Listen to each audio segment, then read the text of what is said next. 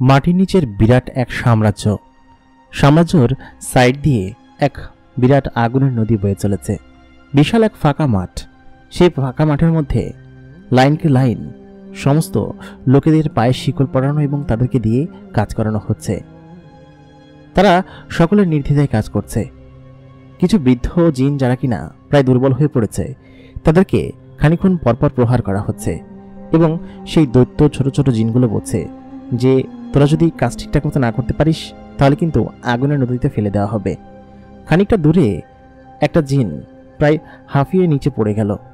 সঙ্গে সঙ্গে সেই জিনটাকে ধরে বলল যে এর টেম্পার শেষ হয়ে গিয়েছে, একে এখনই আগুনের নদীতে ফেলে দিতে হবে।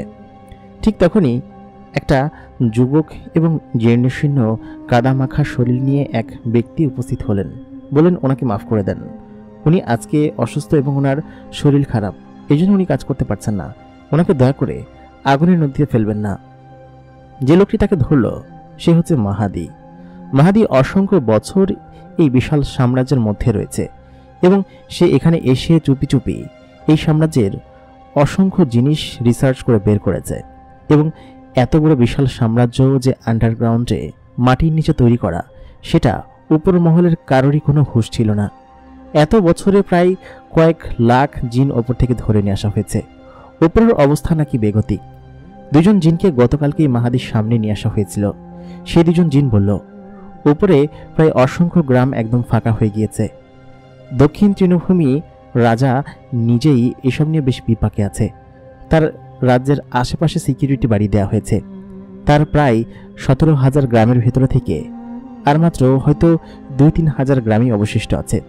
বাকি সব জিনেরা ওই ছোট ছোট জিনরা ধরে নিয়ে এসেছে এবং এখানে সব জিনদেরকে কাজ করানো হচ্ছে এবং তাদেরকে রূপান্তর করা হচ্ছে এক অন্যরকম শক্তিশালী জিনে, যারা একটু শক্তপোক্ত এবং শ্রমিক এর মতো কাজ করতে পারবে, তাদেরকে দিয়ে কাজ করাচ্ছে।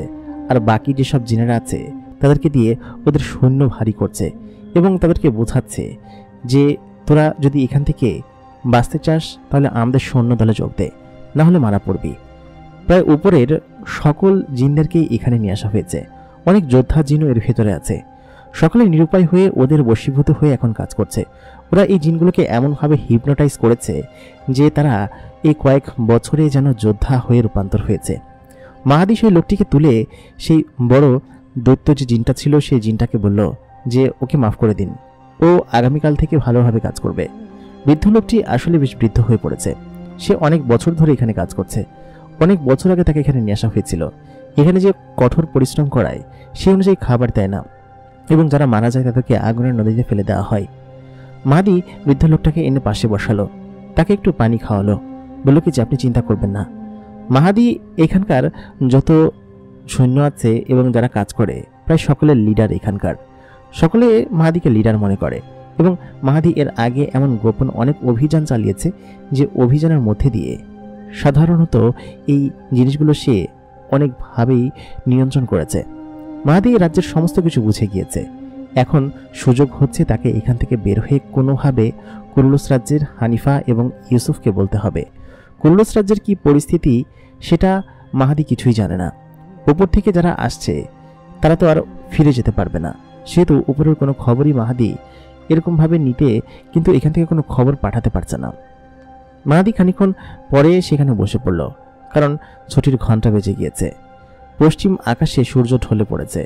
এখানকার মধ্যে এক আর্টিফিশিয়াল সূর্য তৈরি করা, যে সূর্যটা এখানে প্রায় 14 ঘন্টা জ্বলে থাকে এবং শেষ সাইরেন বাজা পর্যন্ত এটা আস্তে আস্তে অস্ত যায়। শেষ সাইরেন বাজার পরে সমস্ত সৈন্যরা তাদের নিজেদের কক্ষে সেই ছোট্ট গুহার ভিতরে ঢুকে পড়ে। মাহাদি আস্তে আস্তে করে সেই ছোট্ট গুহার কাছে ফিরে আসলো তার নিজের কক্ষে। এত বছরে সে এই গুহার ভিতরে অনেক কিছু দেখেছে, অনেক কিছু সহ্য করেছে, অনেক জিনেদের মৃত্যু দেখেছে। তার সঙ্গে যারা এসেছিল তার মধ্যে থেকে 4 জন জিনের 2 জন জিনই মারা গিয়েছে। তারা আগুনের নদীতে পুড়ে ছাই হয়ে গিয়েছে। বাকি জিনগুলো তার সঙ্গেই আছে। মাহাদি ওই জিনগুলোকে না আনলেও পারত। এ বিষয় নিয়ে তার আফসোস হচ্ছে, কিন্তু পৃথিবীর যে অবস্থা, কুরুলুস রাজ্য এত কয়েক বছরে আবার বিপদাপন্ন অবস্থায় পড়ে গিয়েছে। অনেক বছর হয়েছে মাহাদি এখানে এসেছে। তার চেহারা হয়তো চেনার কায়দা নেই, কারণ তার দাড়িগোফ গজিয়ে এক অন্যরকম পরিবেশ সৃষ্টি হয়ে গিয়েছে। মাহাদি আসল মূল ভবনে প্রবেশ করতে পারেনি এখনো। তবে সেখানকার নকশা তার কাছে আছে। সুযোগ বুঝে সে মূল ভবনে প্রবেশ করতে পারলেই এখানে সমস্ত তথ্য সে পাচার করতে পারবে। এখন সময় হয়েছে মাহাদির এখান থেকে বের হওয়ার। সামহাও সে যদি এখান থেকে বের হতে পারে তাহলে অনেক তথ্য সে কুরুলুস রাজ্যে পৌঁছাতে পারবে। এবং মাহাদি নিজেই এখানে এসেছিল শুধুমাত্র দূত হয়ে এখানকার সকল খবর নেওয়ার জন্য, যেটা অনেক বছর আগে হানিফা এবং ইউসুফ ইকবাল কেউই বিশ্বাস করতে চাননি। এখন ওপরের অবস্থা খুবই খারাপ। ওপরের চারিপাশে অনেক গ্রামে যেন জনমানব শূন্য হয়ে গিয়েছে, কেউ নেই, সমস্ত ঘর ফাঁকা পড়ে আছে। প্রত্যেকটা অঞ্চলে ঘর বাড়িতে ছোট ছোট ছিদ্র করে অসংখ্য জিনকে সেখান থেকে ধরে নিয়ে যাওয়া হয়েছে। আর যারা এখান থেকে সরে উত্তর অঞ্চলে ওই মরুভূমি এবং সমুদ্রের মাঝামাঝি অঞ্চলে বসতি করেছে যারা রেবেল টিমগুলো এক প্রকার প্রতিহত এবং বিদ্রোহ করে বসেছে। রেবেল টিমের সর্দার তখন পাহাড়ের চূড়ায় দাঁড়িয়ে আছে। সকলকে বলল, আমাদের উত্তর সাইডের যে সমস্ত জায়গাগুলো গ্রাম এখনও রয়েছে সেই গ্রামের অসংখ্য জায়গায় ওই সমস্ত শয়তান জিনেরা আসবে এবং তারা উপরে আসা মাত্রই তাদেরকে হত্যা করতে হবে। তবে তাদের সংখ্যা অনেক। কুরুলুস রাজ্যের সমস্ত সেনারা এখন এগুলো নিয়েই ব্যস্ত। খুদ হানিফা এই সমস্ত কিছু নিয়ে ব্যস্ত হয়ে পড়েছে। এর আগে মাহাদি নাকি ওদেরকে বলেছিল এই বিষয়ে নজর রাখতে, কিন্তু তিনারা এই বিষয়ে একদমই খেয়াল করেননি। বিপদটা এত জড়সড়ভাবে আসবে সেটা কেউ ভাবতে পারেনি। চারিদিকে শুধুমাত্র বিপদের আভাস ঘটছে। তবে আমরা চারিদিক দিয়ে পানি দিয়ে ঘিরে আছি, এই জন্য ওরা আমাদের কোনো ক্ষতি করতে পারছে না, কারণ ওরা পানিতে ভয় পায়, পানির কাছাকাছি আসতে পারে না। আর এত বছরে এটা বোঝা গিয়েছে যে ওরা একদমই সূর্যের আলো সহ্য করতে পারে না। সেই কারণে দিনের বেলা কখনোই ওরা বাহিরে আসে না এবং গর্তের ভিতরে লুকিয়ে থাকে। সেহেতু দিনের আলোতে আমরা নিরাপদ, কিন্তু সূর্যের আলোতে আমরা কখনোই নিরাপদ না। আমরা পানি দিয়ে বেষ্টিত আছি বলেই এখন পর্যন্ত নিরাপদে আমাদের এই বসতি গড়ে তুলতে পেরেছি। তবে সেটা আর কতদিন? আমি হানিফার সঙ্গে কথা বলতে যাচ্ছি, তোমরা সকলে প্রস্তুত থেকো। আজকে রাত্রেবেলা আমরা উত্তরের ওই গ্রামগুলোতে মিশনে যাব এবং সেখানে যত শয়তান জিনেদের চেলারা আসবে সমস্ত জিনকে আমরা হত্যা করব। সমস্ত জিনেরা প্রস্তুত তো তোমরা বিদ্রোহতে? তখন মাঠ ভরা শত শত রেবেল জিন তারা চিৎকার দিয়ে উঠল, বলল, সর্দার আমরা প্রস্তুত। আজকে থেকে অনেক বছর আগে এখানে আস্তে আস্তে জিনেরা আসতে শুরু করেছিল তাদের আবাস ভূমি ছেড়ে, এবং তারা এখন এখানেই বসত ভিটা করে তুলেছে। তারা এখন ওই সমস্ত শয়তান জিনেদের বিরুদ্ধে প্রতিহত করে তুলছে। সেই সর্দার ওইখান থেকে আসমানের দিকে উঠতে শুরু করলো এবং কুরুলুস রাজ্যে হানিফার সঙ্গে দেখা করতে যাওয়ার জন্য রওনা দিল। খানিক্ষণ ওড়ার পরে একজন চেলা পিছন থেকে বলল, হানিফা সম্ভবত এখন রাজ্যে নেই, সে সম্ভবত 7th আইল্যান্ডে আছে। ওইখানে গেলে তাকে খুঁজে পাওয়া যাবে, কারণ সেখানে সে সেনা তৈরি করছে এবং সেনারা এখন বিশ্বের বিভিন্ন জায়গায় ছড়িয়ে ছিটিয়ে আছে। আমাদের ওইদিকে যেতে হবে। তারপর তারা দিক পরিবর্তন করে সমুদ্রের মাঝখানে সেই দ্বীপগুলোতে যেতে শুরু করলো। কুরুলুস রাজ্যের সীমানার সব অঞ্চলে এখনো পর্যন্ত নিরাপদ বেষ্টনী দিয়েই আছে, কারণ কুরুলুস রাজ্যের ভিতরে ওই জিনিসগুলো আসলে হয়তো কাউকে নিয়ে যেতে পারবে না। আশেপাশের যত উত্তরে, দক্ষিণে, পশ্চিমে, পূর্বে যত জায়গা আছে সেই সমস্ত জায়গায় মূলত এই ধরনের সমস্যা দেখা দিয়েছে। ইউসুফ এগুলো নিয়ে কাজ করছে, তবে মাহাদির কথা শুনে তার এগুলো নিয়ে হেল্প করা অবশ্যই উচিত ছিল আগে। মাহাদি তাকে ওয়ার্নিং করেছিল, কিন্তু এত বছর পর এরকম বিপদ বেড়ে যাবে ইউসুফ কখনো বুঝতেই পারেনি। ইউসুফ নিজেও সমস্ত গ্রাম প্রোটেক্ট করার জন্য সবসময় এদিকে ওদিকে বিভিন্ন জায়গায় এগুলোকে প্রতিহত করে বেড়ায়, তবে তাতে কোনো লাভ নেই, কারণ ইউসুফ এক জায়গায় তো থাকতে পারবে না। ছোট ছোট শত শত জিন যারা কিনা বিভিন্ন জায়গায় বিভিন্নভাবে শয়তান জিন হয়ে সমস্ত জিনেদের থেকে তুলে নিয়ে যাচ্ছে, এবং যেটা কিনা খুবই খারাপ বিষয়। এই সমস্ত গোড়া পর্যন্ত যেতে হবে। ইউসুফের মাথায় তখন বুদ্ধি আসলো। হানিফা তো অনেকবার বলেছে যে মাহাদি এইসব বিষয় নিয়ে অনেক কাজ করছে। মাহাদি এই কয়েক বছরে আসলো না দিকে, মাহাদি কি তাহলে মারা গিয়েছে? হানিফার বিশ্বাস যে মাহাদি মারা যায়নি। ইউসুফ তখন হানিফার সঙ্গে দেখা করার জন্য দক্ষিণের সেই সমুদ্রের দিকে উড়াল দিল। সমুদ্রে একদম মাঝখানে 7th আইল্যান্ডে হচ্ছে এদের মূল হেডকোয়ার্টার্স, এবং সেখানে গিয়ে হানিফার সঙ্গে দেখা করতে হবে। বেশ খানিক্ষণ দূরে ওড়ার পরে সে ফুল গতিতে আইল্যান্ডের দিকে যেতে শুরু করলো। আইল্যান্ডের একটা বিশাল বড় ময়দানে হানিফা সেখানে দাঁড়িয়ে আছে। সকলকে বলছে, আমাদের সকলের প্রস্তুত হতে হবে নিচে যাওয়ার জন্য। নিচের পরিবেশ কি তা আমরা জানি না। আমাদের রাজ্যের সমস্ত জায়গায় ক্ষতি করে তারা কি পাচ্ছে সেটাও বলতে পারবো না আমরা। তবে এই সমস্ত কিছু আমাদেরকে প্রতিরোধ করতে হবে। ওদের দুর্বলতা হচ্ছে পানি এবং সূর্য। এই দুটো জিনিস ওরা সহ্য করতে পারে না। এই দুটো জিনিস আমাদের হাতিয়ার হওয়া উচিত। তবে এই বিশ্বে পর্যাপ্ত পরিমাণ পানি নেই যে পানি দিয়ে ওদেরকে ধ্বংস করা যাবে। আর ওরা মাটির নিচে এত বেশি ছিদ্র করে রেখেছে যে ছিদ্র দিয়ে আমরা আসলেই ওইখানে গিয়ে কোনোভাবেই ওদেরকে মারতে পারবো না। সেখানে কি আছে আমরা কেউ বলতে পারবো না। তথ্য যদি ফিরে আসে তবেই আমরা সেখান থেকে কোনো কিছু একটা করতে পারবো। তথ্য ফিরে আসার জন্য আমাদের অপেক্ষা করতে হবে। অসংখ্য দূত সেখানে পাঠানো হয়েছে, কিন্তু কোনো দূতই সেখান থেকে ফিরে আসেনি। আমরা সকলে মিলে প্রতিহত করব। বেশ খানিক্ষণ পর সে খেয়াল করলো ঝলমলে আকাশের বা সাইড দিয়ে একটা কালো রথ তাদের দিকে উড়ে আসছে। রথটা হানিফার পাশাপাশি থামলো। থামার পরে সে খেয়াল করলো তার ভিতরে রেবেল টিমের লিডার রয়েছে এবং সেই লিডার বলল কি ব্যাপার, তুমি তুমি এখানে? রেবেল টিমের লিডার বলল, আপনাকে তো খুঁজেই পাওয়া যায় না। বিশ্বের এই পরিস্থিতি, আপনাদেরকে অনেক আগেই সতর্ক করেছিলাম, কিন্তু পুরুলস রাজ্যের কোনো দেখলাম না আমি। এটা তো ঠিক না। আমরা এখন কি একটা বিপদে পড়েছি। পুরো রাজ্যবাসী বিপদে আছে। গ্রামের পর গ্রাম ফাঁকা হয়ে যাচ্ছে। এরা কোথায় নিয়ে যাচ্ছে সেসব তো খুঁজে বের করতে হবে। আমরা অসংখ্য সেনা পাঠিয়েছি সেখানে, কিন্তু সেখান থেকে কোনো সেনার ফিরে আসার কোনো নাম নেই। কি হবে কিছু বুঝতে পারছি না। আপনি কোনো একটা সুরাহা বের করুন। আপনার সেই ডান হাত কোথায় গেল? মাহাদি তো এইসব বিষয় নিয়ে অনেক চর্চা করত এবং রিসার্চ করতে, ঘাটাঘাটি করে তো তাকে খুঁজে পাওয়া গেল না। সে কোথায় গিয়েছে? হানিফা তখন বলল, মাহাদিকে অসংখ্য বছর ধরে খুঁজে পাওয়া যাচ্ছে না। তবে আমার ধারণা সে মারা যায়নি। সে নিশ্চয়ই কোনো গোপন কোনো মিশনে আছে। সেই বিষয়ে আমাদেরকে খুঁজে বের করতে হবে। এবং মাহাদি কবে আসবে না আসবে তা তো আমরা জানি না। তবে আমার যতটুকু বিশ্বাস এবং মাহাদির যে বেঁচে আছে সেটা আমি নিশ্চিত। কারণ মাহাদির একটা ছোট্ট পাখি থাকে মাহাদির কাছে, সেটা দূত হিসেবে কাজ করে আমার কাছে পাঠায়। সেই পাখিটা কিছুদিন আগে আমাদের উত্তর তীরে এক সেনা দেখেছে এবং সেখানে কিছু একটা লেখা ছিল। সেই লেখা থেকে বুঝতে পেরেছি যে মাহাদি জীবিত আছে এবং মাহাদি সমস্ত তথ্য সংগ্রহ করছে। সেই বিষয়ে আমরা নিশ্চিত হতে পেরেছি। আমাদের অপেক্ষা করতে হবে এবং সমস্ত সেনারা মাহাদির নিয়ম অনুযায়ী আমরা ভিতরে পাঠাবো। ও পরবর্তী তথ্য আমাদেরকে পাঠাক, তারপরে আমরা সমস্ত বিষয় সম্পর্কে দেখব। সমুদ্র সীমার উপরে আসার পর ইউসুফ খেয়াল করল হানিফা সপ্তম দ্বীপে আছে এবং সে সপ্তম দিকে খুব দ্রুত গতিতে উড়ে আসলো। তাকে দেখে সকলে বুঝতে পারল যে যুবরাজ ইউসুফ এসেছে এবং তার বুকের এবার জলজল করতে অবস্থায় দেখা গেলে বোঝা যায় যে সে আসছে এবং সে পৃথিবীর সব থেকে দ্রুতগামী একজন জিন। অন্যান্য সকল জিনেদের থেকে সবথেকে বেশি দ্রুতগামী ভাবে সে উঠতে পারে এবং খুব দ্রুত সময়ের মধ্যে সে এখানে চলে এসেছে। সে হানিফাকে বলল, চাচা, পৃথিবীর অবস্থা তো ভালো না। আমাদের সাম্রাজ্য আবার সংকীর্ণ অটে। এই পরিস্থিতিতে আমরা কি করবো কিছু তো বুঝতে পারছি না। এরা উপরে আসে না, ভেতর থেকে আমাদের একে একে করে খেয়ে যাচ্ছে। আমাদের গ্রামের পর গ্রাম ফাঁকা হয়ে যাচ্ছে। প্রজাদের এরকম বিপদে, বিশ্বের এরকম একটা বিপদে আমি কি করব কিছু বুঝতে পারছি না। আমাকেই ভেতরে যেতে হবে, না হলে কোনোভাবেই কোনো কিছু করা সম্ভব হচ্ছে না চাচা। হানিফা তখন বলল, তুমি এসব বিষয় চিন্তা করো না। কয়েকদিন আগে আমি মাহাদির কাছ থেকে খবর পেয়েছি মাহাদি এখনো জীবিত আছে এবং সে আমাদেরকে খবর পাঠিয়েছে।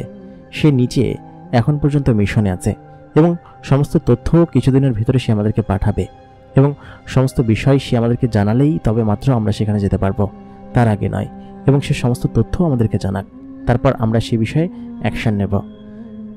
ইউসুফ তখন বলল, মাহাদি যে বেঁচে আছে সেটা শুনে ভালো লাগলো এবং মাহাদি তো অনেক আগেই আমাদের এইসব বিষয় সতর্ক করেছে, কিন্তু আমরাই এইসব বিষয় নিয়ে তেমন কোনো মাথা ঘামাইনি। আচ্ছা ঠিক আছে চাচা, আমি যেহেতু বুঝতে পেরেছি যে কি করতে হবে। আর রেবেল টিমের লিডার তখন ইউসুফকে দেখে বলল, আপনি ভালো আছেন? আমি রেবেল টিমের লিডার। ইউসুফ বলল যে আমি আপনাকে চিনি এবং আপনি বেশ ভালো করছেন। আমরা সকলে মিলে আবার ইনশাল্লাহ সেসব শয়তানদের বিরুদ্ধে লড়তে পারবো। তবে এই জিনিসটা কি আমি তো কিছু বুঝতে পারছি না। চাচা আপনি একটু বুঝিয়ে বলুন। তখন হানিফা বলল যে এই বিষয়টা সম্পর্কে আমি খুব ভালোভাবে জানি না, তবে এটা সম্পর্কে আমাদেরকে তথ্য একজনই দিতে পারবে। সেখানে আমি খুব শীঘ্রই যাব। সেটা খুব গোপন একটা জায়গা এবং সেখানে আজ পর্যন্ত কোনো জিন যাওয়ার সাহস পায়নি। তবে তার সঙ্গে কথা বলার জন্য আমাকে যেতে হবে, কারণ সে আমাকে চেনে। কোনো একটা সময়ে তার কোনো একটা উপকার করেছিলাম আমি।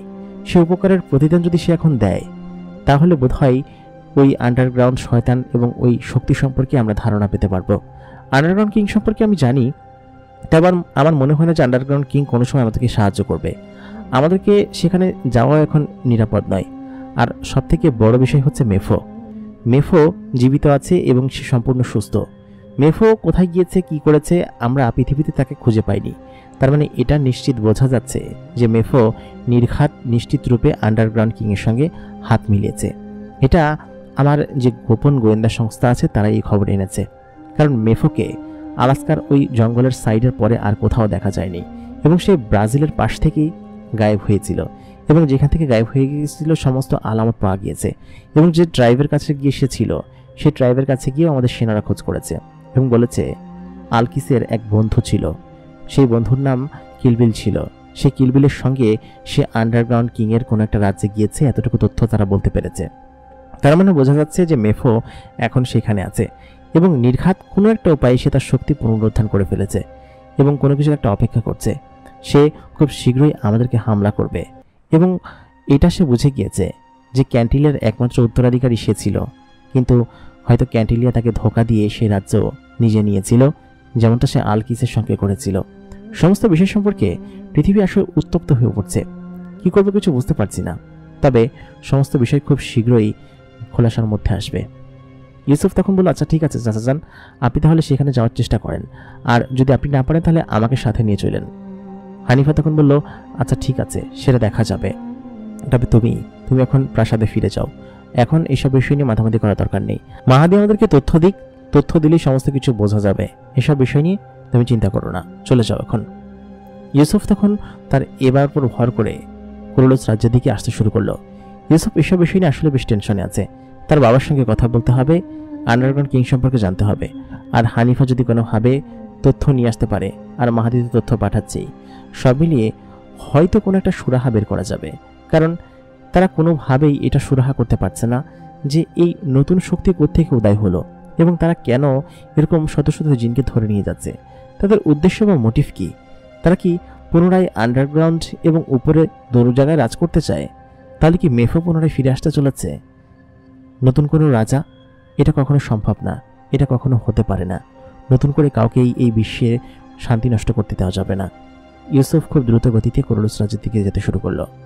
দক্ষিণ ব্রাজিলের এক ঘন জঙ্গল এলাকা, এটা মূলত আন্ডারগ্রাউন্ড কিংয়ের এলাকার মধ্যে পড়ে, যার কারণে এখনো কুরুলুস রাজ্যের সেনারা ওই পাশে যেতে পারেনি। কারণ যখনই ওই পাশে যাওয়া হয় কোনো না কোনো এক দৈব্য শক্তি তাদেরকে ধ্বংস করে ফেলে। এই বিষয়েও অনেকবার ক্যান্টিলিয়াতে বর্তমানে যে লিডার আছে সে এই বিষয়ে অনেক চর্চা করেছে, কিন্তু কোনোভাবেই ওই পাশে যেতে পারেনি, কারণ ওই পাশটা বেশ ভয়ানক এবং ক্ষতঙ্কর। নিশ্চয়ই ওই পাশটা তাকে বেশ হুমকির মধ্যে ফেলে দিয়েছে। দক্ষিণ ব্রাজিলের এক অঞ্চল, সেখানে আকাশে কালো মেঘের ভিতর দিয়ে একটা গর্জন মতো আলো ভেসে আসছে। আলোটা বেশ তীব্র, মনে হচ্ছে কোনো বিদ্যুৎ চমকানোর আলো, এবং কালো মেঘের ভিতর দিয়ে সেটা আসছে। সেই জিনিসটার বিরাট এক ডানা রয়েছে। সেই ডানা ঝাপটাতে ঝাপটাতে যখন সে মেঘের ভেতর থেকে বের হলো, তাকে দেখে তার পরিচয়টা বোঝা যাচ্ছে না, তবে তার বিশাল আকৃতির ডানা এবং তার শরীরটা দেখে বোঝা যাচ্ছে যে সে বেশ শক্তিশালী কোনো একটা জীব। তার দুইটা হাত এবং দুইটা পা রয়েছে। সে উড়ে খানিকটা নিচে নেমে আসলো এবং নিচে দক্ষিণ ব্রাজিলের সমস্ত জঙ্গল চোখ বোলাতে লাগলো। তার চোখ দুটো জলজল করে জ্বলছে, কানটা একদম সরু খাড়া অবস্থায় রয়েছে, হাতের বেশ দক্ষিণ সাইডে একটু কাটা রয়েছে এবং সেটা এমনভাবে সেলাই করা যেন দেখে মনে হচ্ছে যে তার হাত পুনরায় জোড়া লাগানো হয়েছে। তার শরীরে বেশ খাঁজ কাটা চিহ্ন রয়েছে এবং পিঠে ডায়নোসরের মতো বড় আকৃতির একটা লেজ বিশিষ্ট জিনিস রয়েছে।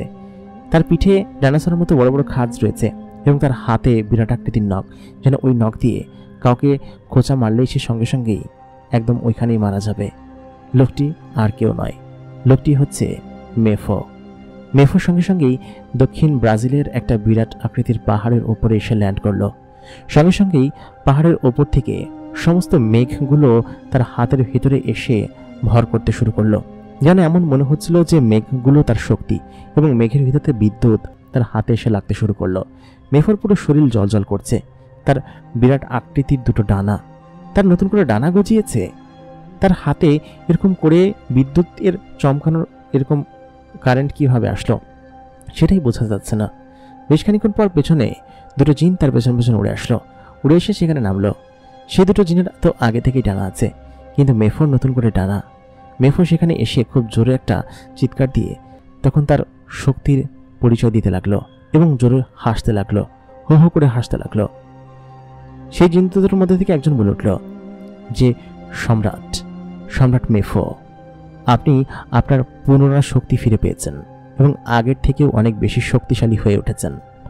এর পেছনে আন্ডারগ্রাউন্ড কিংয়ের হাত রয়েছে এবং ডাইনি, যে কিনা আপনাকে জাদুবিদ্যা দিয়ে নতুন করে রূপান্তর করেছে এবং আপনি হতে চলেছেন এই পুরো বিশ্বের নতুন রাজা এবং আমরা আপনাকে রাজার রূপে মেনে নিয়েছি। মেফো তখন রেগে গেল, রেগে গিয়ে বলল কি যে, আমি এতে খুশি না, আমার পুরো সাম্রাজ্য এবং সমস্ত কিছু চাই, আমি সমস্ত কিছু আদায় করে নিব। আমার এই শক্তি সম্পর্কে আমি যেদিন থেকে জানতে পেরেছি, আমি নতুন করে নিজেকে তৈরি করেছি। আন্ডারগ্রাউন্ড কিং এবং ডাইনি আমাকে জাদুর মাধ্যমে আমাকে পুনরায় শক্তি ফিরিয়ে দিয়েছে, কিন্তু এটা আমার পূর্ণ শক্তি না। আমার পূর্ণ শক্তি পেতে হলে, ইউসুফের ওপরে যেতে হলে আমাকে সেই বইটা সংগ্রহ করতে হবে যেটা ইউসুফ এবং ইকবাল বিশ্বের কোনো একটা জায়গায় লুকিয়ে রেখেছে। সেটা যেভাবেই হোক আমাকে খুঁজে বের করতে হবে। সেটা যতক্ষণ না পর্যন্ত আমি খুঁজে বের করছি, আমি আর পূর্ণ শক্তি কোনোভাবেই পাবো না। এবং তোরা যে আমাকে রাজা বলছিস, আমি কিচ্ছু না। আমি যদি এখন ইউসুফের সামনে যাই, ও আমাকে এক লাথি দিয়ে ভস্ম করে ফেলবে এবং ওর এবার শক্তি দিয়ে আমাকে সেকেন্ডের মধ্যে মেরে ফেলতে পারবে। কিন্তু আমাকে তো মরে গেলে চলবে না, আমাকে সেই মহা শক্তিশালী বইটি খুঁজে বের করতে হবে, যে বইটি আমার বাবা আমার জন্য তৈরি করে রেখে গিয়েছে। এবং সেটা আমি খুঁজে বের করব খুব শীঘ্রই এবং সেটাকে আমি পেয়েই ছাড়ব এবং এই বিশ্বের রাজা আমি হব। তোরা শুধু দেখ, সেই জিনিসটা খোঁজার অপেক্ষায় আজকে কয়েকটা বছর ধরে আমি এ পাহাড় ও পাহাড় এদিকে ওদিকে খুঁজে বেড়াচ্ছি, কিন্তু কে দিবে আমাকে সেটা সন্ধান? সেটা কোথায় আছে? সেটা একমাত্র ইউসুফ এবং ইকবাল বলতে পারবে, না হলে আর পৃথিবীর কেউ এটা সন্ধান দিতে পারবে না। সেটা আমাকে খুব শীঘ্রই বের করতে হবে এবং কোথায় আছে আমাকে বের করে নতুন শক্তি সঞ্চয় করতে হবে। উত্তর পূর্ব এবং পশ্চিম ব্রাজিলের সমস্ত অঞ্চল দখলে চলে এসেছে কোরলোস রাজ্যের। খুদ ক্যান্টেলিয়ার হেডকোয়ার্টার্স এখন পরিণত হয়েছে কোরলোস রাজ্যের মূল সেনা ক্যাম্পে এবং সেখানে অন্য কোনো শয়তান জিনেদের যে কোনো ছাপ নেই, সেটা খুব ভালোভাবেই বোঝা যাচ্ছে। হানিফার সবথেকে কঠোর এবং সবথেকে শক্তিশালী সেনাদেরকে এখানে বসানো হয়েছে এবং এখানের যে সেনাপতি আছে এই ক্যাম্পে সে সমস্ত কিছু নিয়ন্ত্রণ করে। এই কয়েকটা অঞ্চলের সমস্ত জায়গা এখন কোরলোস রাজ্যের জিনেদে ভরা, তবে দক্ষিণ অঞ্চলে তারা যেতে পারছে না, এটাই তাদের ব্যর্থতা। অসংখ্য বছর ধরে তারা চেষ্টা করেছে দক্ষিণ অঞ্চলে যাওয়ার জন্য, কিন্তু দক্ষিণ অঞ্চলে তারা কোনোভাবেই পা ফেলতে পারছে না। ওইখানকার একজন সেনাপতি, ক্যান্টিলিয়ার যে রাজা আছে বর্তমান, যেখানে কোরলোস রাজ্যের একজন প্রতিনিধি, তার কাছে এসে বলল যে, মহারাজ, আমাদের দক্ষিণ সাইডে যাওয়ার জন্য আজকেও বেশ কিছু সেনাকে পাঠানো হয়েছিল, কিন্তু একটু প্রবেশ করতেই তারা আর ফিরে আসেনি। তাদের আত্মচিৎকার আমরা শুনতে পেরেছি। নিশ্চয়ই ওখানে এমন কিছু আছে যা কিনা আমাদেরকে প্রবেশ করতে দিচ্ছে না। তবে একজন অসুস্থ জিন ওইখান থেকে ফিরে এসেছে, যে কিনা হয়তো বেঁচে গিয়েছে অন্যান্য সমস্ত জিনেদের হাত থেকে। এবং ওরা বলল ওইখানে নাকি মানুষ খেকো গাছ আছে, যে গাছগুলো নাকি জিন এবং মানুষ দুজনকেই গিলে খেয়ে ফেলে এবং ওরা যত উপর দিয়ে যেভাবেই যাক না কেন, ওই গাছের শেকড় এবং ছাল বাকল যেগুলো আছে সেগুলো ওদেরকে নিচ থেকেই খাবলে ধরে ফেলে। এবং কেন এটা হচ্ছে কিছুই তো আমরা বুঝতে পারছি না। আমাদেরকে খুব শীঘ্রই এটার কোনো একটা বিহিত করতে হবে।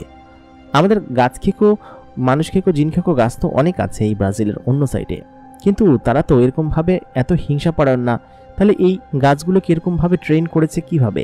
নিশ্চয়ই এর পিছনে বড় কোনো শক্তি আছে, না হলে আমাদের গাছগুলো, আমাদের টেরিটরির মধ্যে যেগুলো আছে সেগুলো আমরা কোনো ক্ষতি করতে পারছে না, কিন্তু ওই জিনিসগুলো কিভাবে করছে সেটাই তো বুঝতে পারছি না। ক্যান্টিলিয়ার বর্তমান রাজা তখন বলল যে, ইকবালের কাছ থেকে আমরা খবর পেয়েছি ওইখানে যে গাছগুলো আছে সেই গাছগুলো আমাদের সেনাদেরকে ঢুকতে দিচ্ছে না, এই কারণ ওই গাছগুলোর শিকড় এবং গাছগুলোকে এমনভাবে তৈরি করা যেটা কিনা কালো জাদু এবং শয়তানি সমস্ত শক্তি দিয়ে নিয়ন্ত্রিত এবং রুহানি শক্তি রয়েছে তাদের মধ্যে। তারা নিজেরা হয়তো কোনো জিন কিংবা মানুষকে দেখলে খেয়ে ফেলে, কিন্তু তাদের এত শক্তি হয়ে পড়েনি যে আমাদের শক্তিশালী জিনের বিরুদ্ধে তারা লড়াই করবে। সেখানে গেলে কোনো জিনিস সেখান থেকে বেঁচে আসতে পারে না। এটা কেন? কারণ হচ্ছে ওইটা আন্ডারগ্রাউন্ড কিংয়ের অঞ্চল এবং ওই গাছের শেকড়গুলো সরাসরি মাটির নিচ থেকে নিয়ন্ত্রিত। আমরা অনেক বছর ধরে আন্ডারগ্রাউন্ড কিংয়ের সেই অঞ্চল খুঁজে বের করার চেষ্টা করেছি এবং ওই গাছের মাধ্যমে আমরা কিছুদিন আগেই নিশ্চিত হতে পেরেছি যে আন্ডারগ্রাউন্ড কিংয়ের মূল সদর দপ্তর এখানে কোনো একটা জায়গা আছে, যেখানে কিনা মেফো শয়তান লুকিয়ে আছে। এবং আমরা ওই পাশে যেতে পারি না, কারণ ওই অঞ্চলটা আন্ডারগ্রাউন্ড কিংয়ের আওতার ভিতরে রয়েছে। এজন্য আমরা কোনোভাবে বের হতে পারবো না।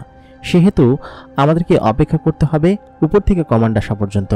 তোমরা এখন আপাতত ওই সাইডটা যাওয়া বন্ধ করে দাও, আর বর্ডারের দিকে নজর রাখো, যেন কোনো কিছু যদি ফিসি পাওয়া যায় তাহলে আমরা অভিযানে যাব। ওই অঞ্চলটা এখন আপাতত সিল থাক। সেনাপতি তখন বলল, আচ্ছা ঠিক আছে। তাই বলে মাথা নিচু করে সালাম দিয়ে সে সেখান থেকে বের হয়ে গেল। ক্যান্টিলিয়া রাজ্য এখন ভালো একটা রাজ্যতে পরিণত হয়েছে। এখানে যেসব আগুনের নদী ছিল তার উপরে বেষ্টনী দেওয়া হয়েছে। যেসব মাথার খুলি পড়েছিল সেই সমস্ত খুলি সরিয়ে সেখানে এখন খুব সুন্দর ফুলের বাগান করা হয়েছে এবং নিচের সমস্ত জায়গা এমনভাবে তৈরি করা হয়েছে যে শয়তানি যত কারবার ছিল তেমন কোনো কিছুই নেই। শয়তানের সমস্ত কারবার নষ্ট করে ফেলা হয়েছে। এখন পুরো বিশ্ব একত্রিত এবং বিশ্বের কোনো জায়গায় শয়তানের কোনো কারবার নেই।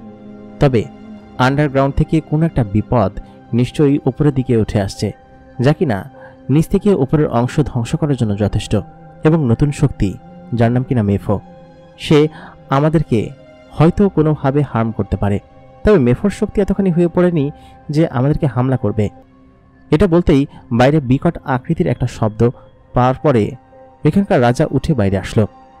কিছু সেনা বাইরে থেকে ভিতরে এসে বলল কি যে, মহারাজ, একটা অলৌকিক দৈব্য শক্তি আমাদের দক্ষিণ প্রাসাদের দিকে হামলা করেছে এবং সেখানের একটা প্রাসাদ গুড়িয়ে ফেলেছে। এই শক্তিটার কাছে আমরা সত্যি অনেক বেশি নিরুপায়। ওখানে যত সেনারা ছিল সকলে পালিয়ে গিয়েছে। তখন মহারাজ বলল, কি ব্যাপার বলো তো, কি হয়েছিল সেখানে? একজন সেনা বলে উঠল যে, ওইখানে আমরা প্রতিদিনকার মতো গার্ড দিচ্ছিলাম। ওয়াচ টাওয়ারের সমস্ত সেনারা বসেছিল। আচমকা বিরাট আকৃতির পাখির মতো ডানা মেলে একটা মানব আকৃতির কোনো কিছু একটা নিচের দিকে আসলো। সেটাকে দেখতে স্বাভাবিক কোনো মানুষের মতো না, জিনের মতো না। তার হাতের কিছু একটা অংশ কাটা আছে। সে বিশাল আকৃতির, তার সাইজ প্রায় কয়েকটা জিনের সমান এবং একটা দানবের মতো। তার বিশাল আকৃতির ডানা দিয়ে সে যখন ঝাপটে মেঘের ভেতর থেকে নিচে নেমে আসলো, তখন সকলে দেখিয়ে তারপর হামলা করতে শুরু করলাম। কিন্তু সেই হামলা তার গায়ে লাগার পর কিচ্ছু হলো না। তার গায়ে এক ধরনের ডায়নাসোরের শরীরের মতো খাঁজ কাটা দাগ রয়েছে এবং তার চামড়াগুলো এত মোটা যে আমাদের তীর ধনুক এবং অন্যান্য প্রতিরোধ ভেদ করে সে আমাদের পুরো বিল্ডিংয়ের উপর ল্যান্ড করেছে এবং আমরা তাকে অনেকভাবে হত্যা করার চেষ্টা করেছি, কিন্তু তার শরীরের উপর আমাদের কোনো হাতিয়ারেরই কোনো আসার নেই। বরঞ্চ সে আমাকে সিংহাসন গুড়িয়ে দিয়ে এখানের বেশ কিছু ক্ষয়ক্ষতি করে উত্তরের দিকে গিয়েছে, সম্ভবত মাফতা এবং নাড়ু রাজ্যের দিকে। আমরা তো কিছু বুঝতে পারছি না এই জিনিসটা কি। মহারাজ সঙ্গে সঙ্গে বাইরে আসলেন এবং খেয়াল করলেন যে সত্যি দক্ষিণের প্রাসাদ গুড়িয়ে দেওয়া হয়েছে এবং বর্ডারের বেশ কিছু অঞ্চল ক্ষয়ক্ষতি হয়েছে। সে তো কিছু বুঝতে পারছে না। বেশ খানিক্ষণ পর মাফতা রাজ্যের একজন দূত এদিকে আসলো। বলল কি যে আমাদের ওইখানকার বেশ কিছু প্রাসাদ গুড়িয়ে দেওয়া হয়েছে এবং কয়েকটা গ্রাম এমনভাবে ক্ষতিগ্রস্ত করা হয়েছে যে যেন সেই গ্রামের দিকে তাকানো যাচ্ছে না। গ্রামের পর গ্রাম আগুন জ্বলছে। যে জিনিসটা এটা করেছে সেই জিনিসটা একটা মানুষের মতো কোনো কিছু, তবে তার শরীর ডায়নাসরের মতো। তার পিঠে লেজ জাতীয় একটা জিনিস রয়েছে। মাথার শুরু থেকে একদম পিঠের গোড়া পর্যন্ত এক ধরনের ডায়নাসরের পিঠের মতো খাঁজ কাটা কোনো কিছু রয়েছে, যা দিয়ে সে সবকিছু ধ্বংস করে ফেলছে। এমনকি তার হাতের ভেতর থেকে এক ধরনের আলোক রশ্মি বের হয়, যা কিনা যেখানে পড়ে সমস্ত অঞ্চল একদম সঙ্গে সঙ্গে দাও দাও করে জ্বলতে থাকে। এরকম হলে তো বিপদের সীমা নেই। আমরা গ্রামবাসীকে কি জবাব দিব? মহারাজ তখন বলল, ব্রাজিলের দক্ষিণ সাইডের যত রাজারা আছে সমস্ত রাজাদেরকে খবর দাও, বলো যে সকলের সিকিউরিটি এবং জোরদার করতে, যেন কোনোভাবেই কোনো অপশক্তি আমাদের কোনো রাজ্যকে হামলা করতে না পারে। আগে থেকে সিকিউরিটি বাড়িয়ে দাও। আমি এই খবরটা সেন্টারে পাঠাচ্ছি। প্রাসাদে পাঠানোর পর সমস্ত বিষয় বোঝা যাবে। তখন সেই রাজা ওইখান থেকে তার নিজের প্রাসাদের দিকে যেতে শুরু করলো এবং সমস্ত সেনা এবং দূত রয়েছে সকল সেনা এবং দূতকে অ্যাটেনশন করে দেওয়া হলো। রাজ্যের চারিপাশে সীমানা বাড়িয়ে দেওয়া হলো। সে ব্রাজিলের সমস্ত কিছু নিয়ন্ত্রণ করে এবং এখানকার পুরো রাজা মাফতা নাড়ু সহ মোট ব্রাজিলের 7টা কিংডমের সমস্ত অঞ্চলে খবর পাঠিয়ে দেওয়া হলো যে সমস্ত সেনাদেরকে তোমরা অ্যালার্ট থাকতে বলো। নতুন করে বিপদের আভাস ঘটেছে। ওদিকে কুরুলুস রাজ্যের আশেপাশে শত শত গ্রাম ফাঁকা হয়ে যাচ্ছে। আমাদের দক্ষিণ উত্তর ব্রাজিল এবং পূর্ব ব্রাজিল এই অঞ্চলের অংশটুকু এখন পর্যন্ত সেসব শয়তানদের আড়ালের বাইরে রয়েছে। এখানেও হয়তো কোনো একটা বিপদ আসতে পারে। সম্ভবত আমাদেরকে এইসব বিষয়ে খোঁজ করতে হবে। শোনো, তোমরা সকলে এখানে থাকো। আমাকে নিজে গিয়ে রিপোর্ট করতে হবে ইকবালের কাছে, না হলে এই বিষয়ের সমাধান হয়তো হচ্ছে না। চারিদিকে কি বিপদ শুরু হলো কিছু তো বোঝা যাচ্ছে না। তোমরা কি কেউ ওই লোকটাকে দেখতে পাওনি? তখন সেনারা বলল যে না মহারাজ, ওর মুখে এক ধরনের মাস্ক লাগানো ছিল, সেটাও দেখতে ডাইনোসরের মুখের মতো, এবং ওর চেহারা ঠিকঠাক মতো বোঝা যাচ্ছিল না। কি হচ্ছে কিছুই তো বুঝতে পারছি না। এরকম দানবীয় শক্তিশালী কোনো জিনিস তো এর আগে আমাদের এখানে কখনো দেখিনি। আমাদের এখানে খুব জোরদার করে সেনাদের পাহারা দেওয়া। তোমরা এখানে থাকো, আমি ইকবালের সঙ্গে কথা বলে আসি। গাড়ি প্রস্তুত করো। মুহূর্তের মধ্যেই সেখানে বিরাট দুটো ঘোড়াওয়ালা একটা গাড়ির সামনে এসে উপস্থিত হলো। ঘোড়াগুলো কালো সাদা, তাদের পিঠে রানা রয়েছে। এটা মহারাজের মূল যে সীমানা, সেই সীমানার ভেতরে চলাচল করে। গাড়িটা কুরুলুস রাজ্যের দিকে খুব দ্রুত গতিতে এগোতে শুরু করলো। কুরুলুস রাজ্য তখন প্রায় শুনশান হয়ে আছে। রাজদরবারে মন্ত্রী, সেনাপতি এবং অন্যান্য সকল সহ সেনাপতি এবং যারা ছিল সকলে সেখানে বসে আছে।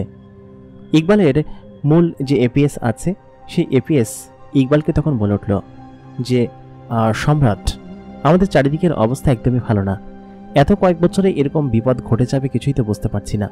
সব মিলিয়ে আন্ডারগ্রাউন্ডের এই বিপদগুলো আমরা কিভাবে কাটিয়ে উঠব? সঙ্গে সঙ্গেই ইকবাল বলল যে এসব বিষয়ে আসলে ভাবনার বিষয়। আমরা খুব জোরদোর সাথে এসব জিনিস ঘাটাঘাটি করার চেষ্টা করছি। আন্ডারগ্রাউন্ড কিংয়ের সন্ধান পেলেই হয়তো আমরা পেতে পারবো। তবে মেফো এখন কোথায় আছে, কিভাবে আছে, সেসব বিষয়ে আমরা জানি না। সম্ভবত এসব ওরই চাল, এবং ও নিশ্চয়ই আন্ডারগ্রাউন্ড কিংয়ের সঙ্গে মিশে এসব করছে। এবং আন্ডারগ্রাউন্ড কিং তারা তো মাটির নিচে থাকে, এবং তারাই নিশ্চয়ই এইসব ষড়যন্ত্র করছে। তারই একমাত্র শক্তি আছে এইগুলো করার।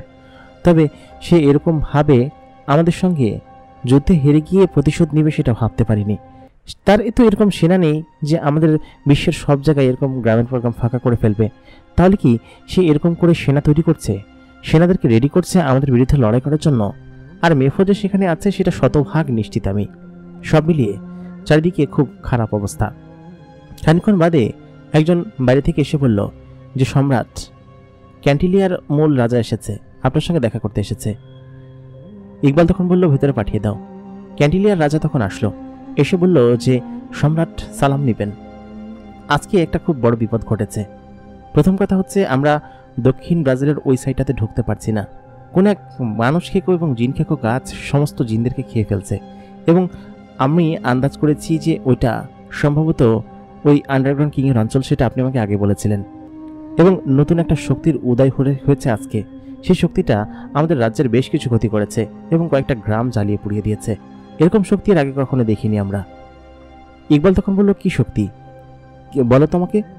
ক্যান্টিলিয়ার রাজা তখন বলল যে একটা বিরাট আকৃতির পাখি মানব, তার পিঠে বিরাট আকৃতির ডানা, আমাদের জিনের ডানাদের মতো নয়।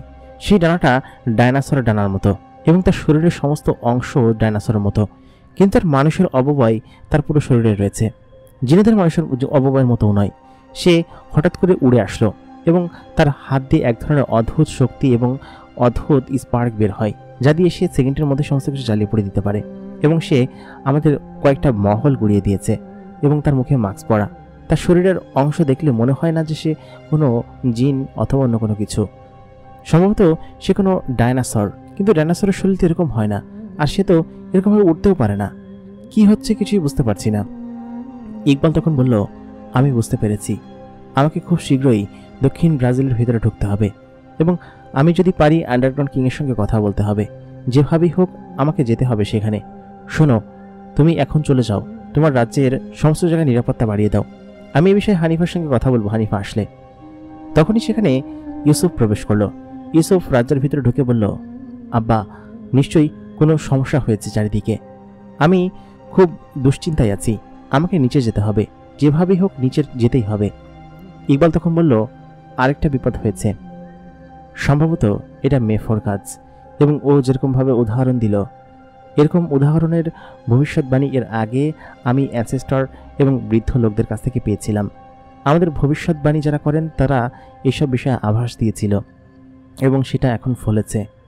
আন্ডারগ্রাউন্ড কিংয়ের রাজ্য এতদিন আমরা খুঁজে পেইনি, কিন্তু এখন পেয়ে গিয়েছি।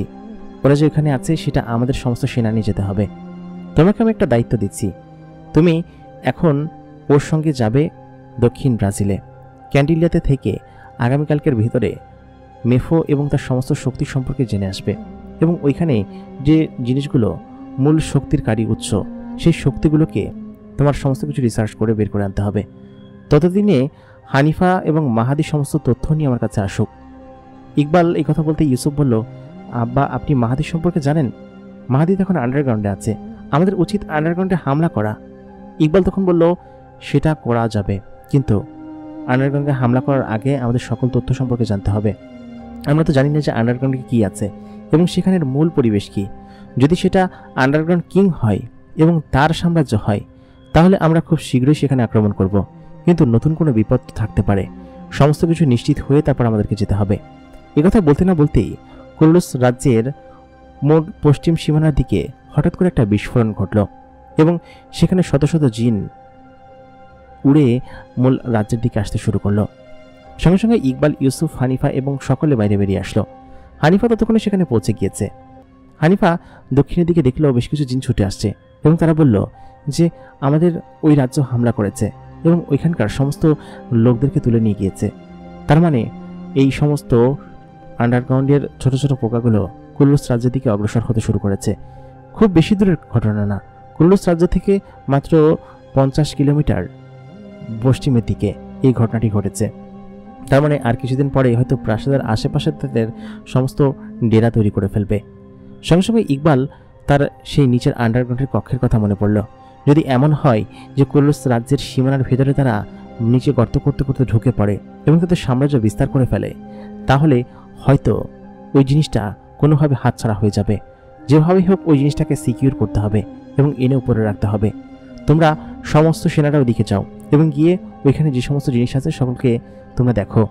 এবং হানিফা, তুমি আমার সঙ্গে আসো, তোমার সঙ্গে কথা আছে। আজকের মতো সবাই এখানে শেষ। আর ইউসুফ, তুমি ওর সঙ্গে যাও, দেখো গিয়ে ওইখানে কি পরিবেশ, সমস্ত কিছু দেখে আসো। ইউসুফ আগুনের গতিতে ছুটতে লাগলো সে গ্রামের দিকে। ইউসুফ যখন সেখানে গিয়ে পৌঁছালো, খেয়াল করলো গ্রামের সমস্ত জায়গায় অসংখ্য সেই 6 পাওয়ালা জিন এবং অসংখ্য পোকাগুলো সেখানে রয়েছে। বেশ অদ্ভুত অদ্ভুত সব পোকা, সেগুলো একে একে করে গ্রামের সমস্ত লোকদেরকে ধরে নিয়ে যাচ্ছে। ইউসুফ সঙ্গে সঙ্গে সেখানে গিয়ে তার দৈব্য শক্তি দিয়ে একে একে সমস্ত সেই পোকাগুলোকে মারতে শুরু করলো। তারাও এক প্রকার জিন, মেটে জিন বলা হয় এদেরকে। ইউসুফ সেটা বের করে ফেলেছে। সমস্ত মেটে জিনদেরকে সে হত্যা করলো। প্রায় কয়েকশো মেটে জিনের দেহ বশেষ ওইখানে পড়ে রইল। তখন সেখানে মেঘ ছিল বলে মেটে জিনগুলো আসতে পেরেছে এবং বৃষ্টি হচ্ছিল না। খানিকক্ষণ বাদে মেঘ সরে গিয়ে সূর্যের আলো আসলো এবং সূর্যের আলো যখন মেটে জিনদের শরীরের উপর পড়লো, তখন শরীর পুড়তে শুরু করলো এবং কয়েক মিনিটের মধ্যেই সেই শরীরের সমস্ত অংশ পুড়ে একদম ছাই হয়ে গেল। এরা রোদ সহ্য করতে পারে না, কিন্তু ওরা তো মৃত, কিন্তু ওদের শরীর একদম সেকেন্ডের মধ্যে পুরো ভস্ম হয়ে গেল।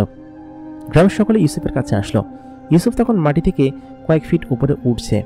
তখন গ্রামের সকলে বলল, আমাদেরকে বাঁচান, আমার ভাইকে তুলে নিয়ে গিয়েছে, অমুকের স্বামীকে তুলে নিয়ে গিয়েছে, আমরা এরকম ভাবে কিভাবে থাকবো, আমাদেরকে সিকিউরিটি দিন। আপনারা যদি না পারেন তাহলে রাজ্য ভার শাসন ছেড়ে দিন। সমস্ত সেনা জিনেরা এবং সমস্ত গ্রামবাসীরা ইউসুফকে দেখে এটা বলতে লাগলো। ইউসুফের মনের মধ্যে তখন এক ধরনের প্রতিক্রিয়া সৃষ্টি হয়েছে। ইউসুফ কি করবে? ইউসুফ তখন সকলকে আশ্বস্ত দিল, আমরা এসব বিষয়ে কাজ করছি, তোমরা এখন কোনো কিছু নিয়ে চিন্তা করো না, আমাদের সেনা সার্বক্ষণিক এখন এখানে নিরাপত্তা দিবে এবং যেসব গ্রাম রয়েছে সমস্ত গ্রামে সেনাদেরকে পাঠানো হয়েছে, তোমরা একদমই চিন্তা করো না। তাই বলে ইউসুফ মন খারাপ করে সেখান থেকে তার মূল প্রাসাদের দিকে ফিরে আসলো। প্রাসাদের বারান্দায় তখন মায়া বসেছিল তার সন্তানকে নিয়ে। ইউসুফ আসতেই তার সন্তান লাফ দিয়ে বাবা বাবা করে ইউসুফের কোলে উঠে পড়ল। ইউসুফ তাকে কোলে নিয়ে মন খারাপ করে ঘরের ভিতরে প্রবেশ করলো। মায়া বলল, কি অবস্থা, তোমাকে তো এরকম মন খারাপ দেখা যায় না, সব মিলিয়ে এরকম মন খারাপ করে আছো কিসের জন্য? তুমি এই বিশ্বের সব থেকে শক্তিশালী একটা জিন, তারপরও তুমি এরকম মন খারাপ করে ঘরে ফিরছ। কি এমন শক্তি যা তোমাকে ঘুমাতে দিচ্ছে না? কয়েকদিন ধরে ঠিকঠাক মতো ঘুমাচ্ছ না। মায়ার এই কথা শুনে ইউসুফ বলল যে কোনো একটা শক্তি আছে যার সঙ্গে আমি পেরে উঠতে পারছি না, সে সম্পর্কে আমাদেরকে খোঁজ তথ্য বের করতে হবে। কেউ যদি কোনো তথ্য না দেয় আমি নিজে যাব নিচে সেই তথ্য আনতে এবং সেখানে গিয়ে সমস্ত তথ্য এনে আমি তাকে হত্যা করব এবং রাজ্যের এই সংকট থেকে আমি মুক্তি দিব। রাজ্যে নতুন আরেকটা সংকট এসেছে। দক্ষিণ দিকে মেফো নাকি তার সমস্ত শক্তি নিয়ে আবার ফিরে এসেছে এটা খুবই খারাপ পরিস্থিতি। মায়া তখন বলল, কি বলছো? মেফো এখনো বেঁচে আছে এবং তার শক্তি সে ফিরে পেল কিভাবে? তার না একটা হাত কেটে গিয়েছিল? সমস্ত কিছু নিয়ে সে পুনরায় ফিরে আসলো কিভাবে? ইউসুফ তখন বলল, আন্ডারগ্রাউন্ড কিংয়ের হেল্প নিয়ে, এবং আন্ডারগ্রাউন্ড কিংকে আমি নিজের হাতে হত্যা করবো, এটা আমি বলে রাখছি। তাকে সেইবার যেতে দেওয়া একদমই উচিত হয়নি। সেখান থেকে কীভাবে বের হলো সেটাই বুঝতে পারলাম না। যাই হোক, সমস্ত কিছু আমি দেখে ছাড়ব। আমাকে আজকে রাতেই যেতে হবে দক্ষিণ ক্যান্টিলিয়ার দিকে এবং সমস্ত জায়গা আমাকে রেড করতে হবে। আমি এখন একটু বিশ্রাম নিব। তাই বলে সে মায়ের কোলে শুয়ে পড়ল এবং মায়া তার মাথায় হাত বুলিয়ে দিতে লাগলো। সব মিলিয়ে পুরো কুরুলুস রাজ্যের একটা অন্যরকম খারাপ পরিস্থিতি চলছে। নতুন করে এক নতুন শয়তান জন্ম হয়েছে, কিন্তু এটা মূল ল্যান্ডের কোনো কিছু না। ইউসুফ চাইলেই মূল ল্যান্ডের যে কোনো শক্তিকে হারিয়ে দিতে পারবে, কিন্তু এক রহস্য গুহা, সেই রহস্যের ভিতরে কি আছে এবং সেখানে গিয়ে সে কি আদতেও ফিরে আসতে পারবে কিনা, বা সেখানে কি আছে সেসব বিষয়ে কিচ্ছু জানে না তারা, এবং সমস্ত তথ্য তার বের করতে হবে। এবং এখন পুরো বিশ্বকে শয়তানের এই হাত থেকে বাঁচানো এবং সমস্ত সেনাদেরকে ফিরিয়ে আনা, এটা ইউসুফের একমাত্র কাজ হয়ে দাঁড়িয়েছে। আন্ডারগ্রাউন্ড অঞ্চলের একটি অন্ধকারচ্ছন্ন জায়গা, আশেপাশে কোনো জিন নেই। মাহাদি চারিদিকে তাকিয়ে তার বিরাট দানা মেলে উপরের দিকে উঠতে শুরু করলো। মাহাদির একটা বিশেষ ক্ষমতা আছে, এখানে এসে সে সেটা শিখেছে। তাকে কেউ দেখতে পারবে না, কিছু বিশেষ সময় আছে, সেই মুহূর্তে তাকে এখান থেকে ওইখানে পার হতে হবে। এখানে থেকে থেকে সে শিখেছে এবং সমস্ত কিছু জেনেছে। কোনো অন্যায় কোনো কিছু মাহাদি এখানে হতে দেয় না।